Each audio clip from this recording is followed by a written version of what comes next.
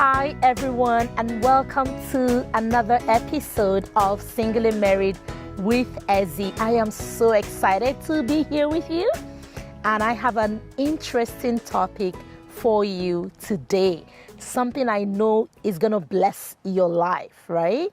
So thanks for joining, and don't forget to share it. We want your friends to come along, family members to come along so that they can hear and they can learn.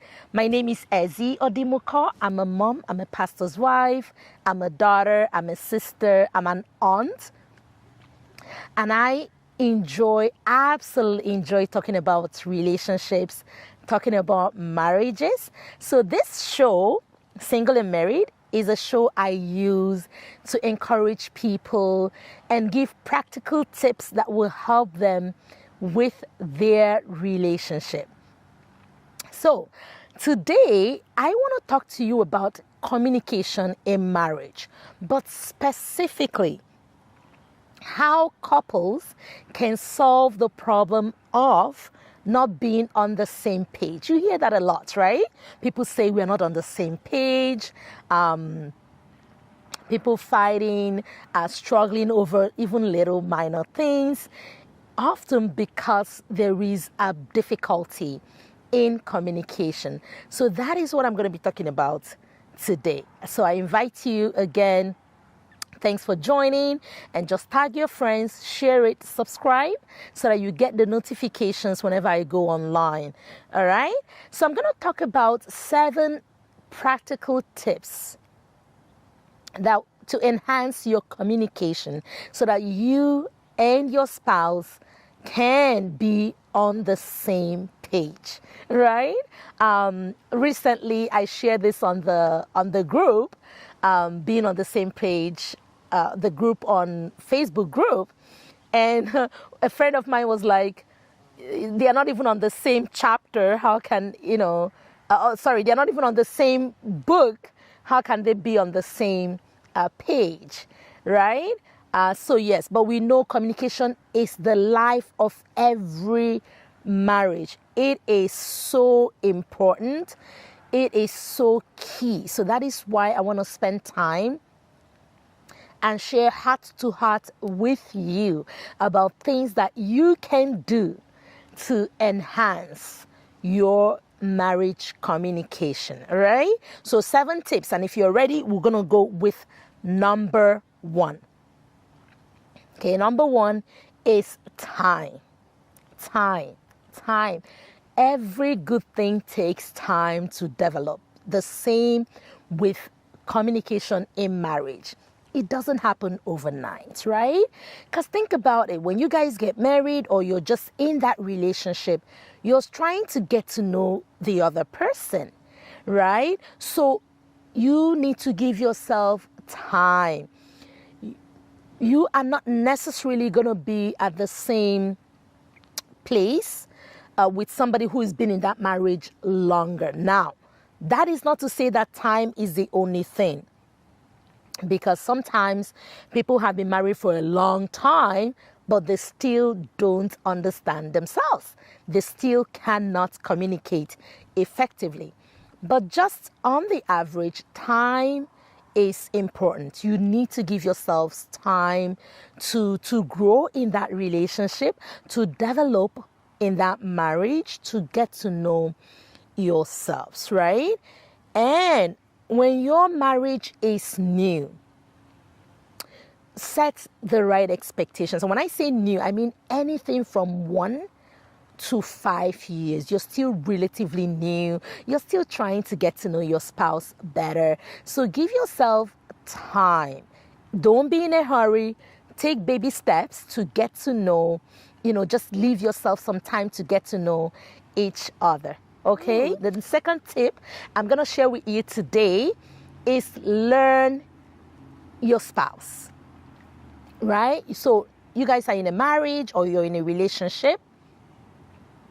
Have you invested the time that it takes to get to know them better, right? Where is she coming from? Where is he coming from? How did they communicate in their family growing up?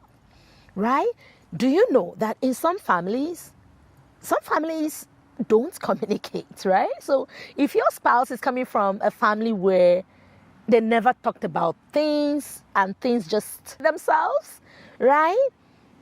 Then that means that person will need time to kind of get to that place where they're sitting with you to communicate, right? So, second point, learn your spouse.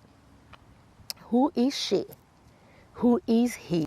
What was communication like in their family? Were they talkers? Some families, they talk about everything, right? They have an open communication style where they talk about everything, right? Everything is open for discussion.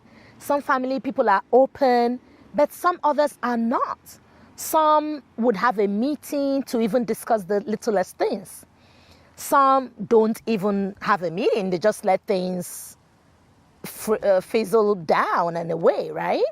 So take time, be patient as you get to know and understand your spouse, right? That is key or point number 2.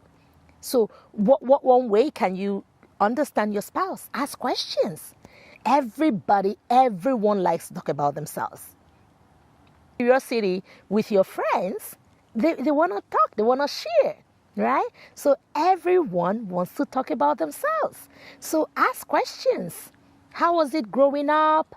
How was it at home? How did you guys communicate? How did you guys talk? Ask questions. You'll be surprised at what you will learn from your spouse. Number 3, the third point is listen. Listening gives you so much insight into the other person, into how they see things, into how they reason about things, into how they communicate about things, right? So listen, pay attention to them and listen. Listen to your spouse to learn. If you're like me, you will be a talker, right? You'll be talking more than listening. So I had to learn the hard way. The funny thing is, sometimes in marriage, you guys are saying the exact same thing.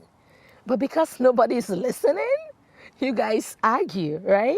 So when you listen, you can hear what the other person has to say, and it might even be what you're saying, just different ways and different words, right? It's your number 3 point. When you listen, you are going to learn so much from your partner, from your spouse. And listening also tells the person you're important, right? What you're saying has meaning. What you're saying has value. I want to hear you, right? So listening is so important. We cannot underestimate that. Number 4, we're talking about getting on the same page, right? We're talking about better, effective communication, better in marriage. So the number 4 point that I have for you is words matter. Your words matter, right? So what is communication? Number 1, right? You're sharing information, thoughts, ideas. You're exchanging from one person to the other. It can be through speech. It can be through sign language. It can be through written means, right? So when you are communicating, your words are so important. And the truth is, not everybody is graced with the right words, right? Sometimes you mean well, but the way it comes out, the choice of words may not be the best. So if that is your challenge, because you've been told, the way you said this to me wasn't good, then you start praying about it to choose your words a little bit better, right? Choose those right words that won't make the person defensive, that won't make the person feel attacked, that won't make the person feel, belittled. Choose the right words.